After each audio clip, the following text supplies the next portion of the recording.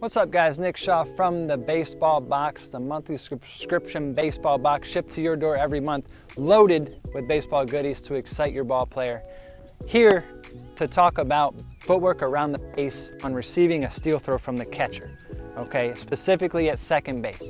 Now the reason why I want to talk about this is I've seen it done wrong, I used to do it wrong, so I just want to give you one easy, efficient way, the way that I did it with the Brewers, how I eventually learned to do it, to hopefully clear this up for your ball player and help you make some more outs here, okay?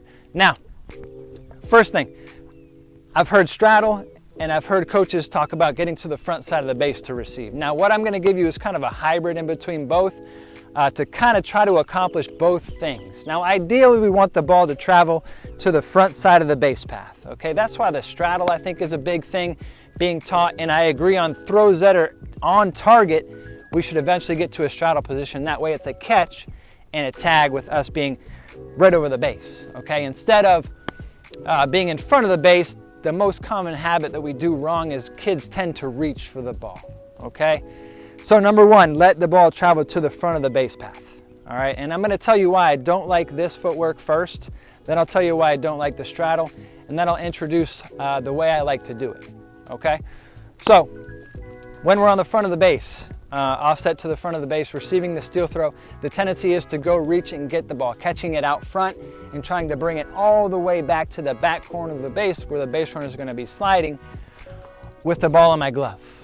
Okay, now keep in mind the ball moves faster in midair on a throw than I could ever move it, catching it and flinging my left arm all the way to the back corner of the base. Okay, so that's the reason why I don't like being here. Number one. Now the second reason I don't like being here is for me to see the ball all the way into the glove needs to be in front of my eyes, okay? Anything I do in the field, I try to want to have my glove in front of my eyes. That way I can see the ball and the glove in the same picture, makes it a lot more consistent. So with that being said, if I try to let the ball travel to my line, the front of the baseline, and I'm off the front of the base, the glove now gets behind my eyes, okay? In this area here, I kind of lose track. I don't really see this ball all the way into my glove. So a lot of times I'll try to go for the tag before I catch the ball, or a lot of times I'll just misjudge this ball and it'll hit off my glove, okay? So those are the two reasons I don't like being on the front side of this base when I'm receiving a steal throw. Now, I like a lot about the straddle, okay? It lets the ball travel, head behind the glove, the ball gets to the front of the base path, and I can catch and go straight down with my glove. I like all of that. The one thing I don't like from experience is catching the ball that's arm side from the catcher, okay? And what I mean by that is if the catcher misses, the tendency is to sink the ball into the line or miss arm side. Okay, a lot of times he's moving fast, boom, his release point's a little off or a little late, and the ball goes arm side, okay? If I'm in a straddle and I try to react to that ball, my first step will likely be right in the baseline, okay? And the number one rule for me as a player is play smart to avoid injuries, okay? Now, if I'm straddling and I react to this throw arm side and I stride right into the base path, there's a great chance that I'm injured on that play with the base runner sliding or something crazy could happen, okay?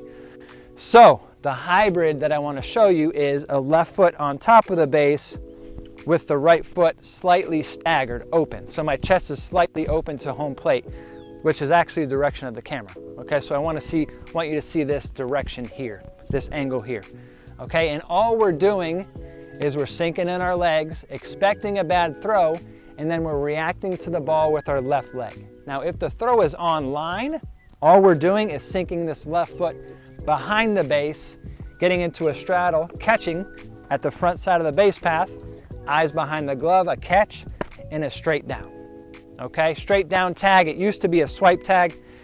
Now that they're getting with instant replay and stuff, the higher you go, you gotta make sure you stay in there long enough to get a piece of the runner, okay? But all it is a read with the left leg. If the throw's on line, we're sinking behind into a straddle, gloves in front of my eyes, catch, tag, okay?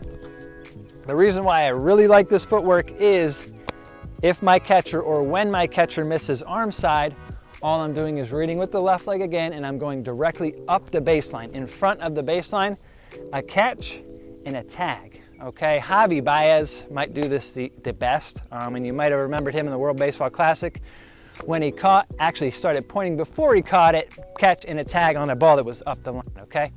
So all it is on that throw, which you're gonna see a ton, and we need to turn that into an out instead of the ball that we go either into the baseline or behind the baseline. We turn it into an out by making the read up the baseline, a catch, and a tag, okay?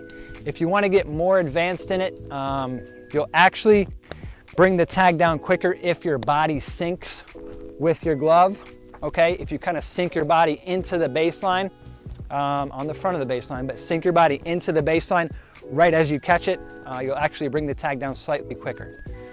Okay, so this is the footwork I really want you guys to get from this video, and it's gonna help you guys tremendously, because I know it helped me.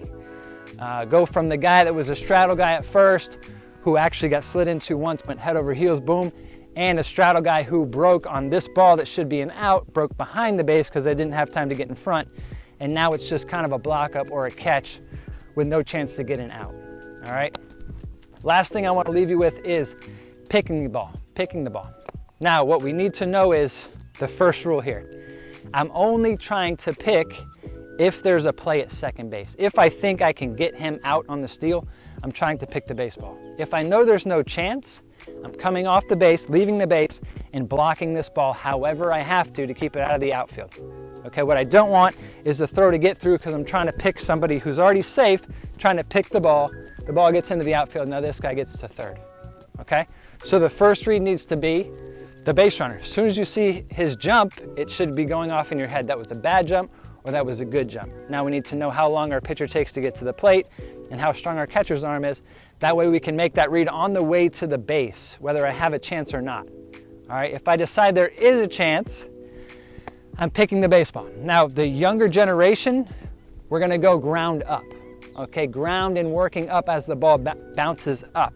Okay, that's how we're gonna try to pick. Again, trying to get the glove in front of the eyes if we can, to give our eyes a better chance of seeing the entire hop as long as we can. Okay, from the ground up. Now, as you get older and older and older, I'm talking college, and if you end up playing pro baseball, where we have replays. Okay, what changed was they never wanted us to go ground up because we end up catching the ball and our glove ends up going higher than the ball height. Say I pick the ball that bounced this high, well, my glove is not gonna stop there at that height if I'm picking ground up. It's gonna go a little bit higher, now I have to go back down. So, in pro ball especially, they wanted us to pick from up to down. Okay, so you're kind of setting the glove loose as high as you think that hop can be and trying to catch it on the way down. That way with instant replay and plays being so bang bang nowadays, we're on the way down as we catch it instead of up, catch, then I have to try to go down to make the tag, okay? So the youth generation, pick up this footwork, practice it in practice or at home. Again, bouncing a ball off a wall and practicing this, or having dad or another friend throw the ball to you and making reads with this left foot. Straddling on a good throw, up the line on a throw that's up the line, okay? And then this will become second nature, okay? So use this stuff. You'll end up getting more outs than you think you will at this, and you'll have a clear plan from a coach watching that you know what you're doing over here. All right, thanks guys.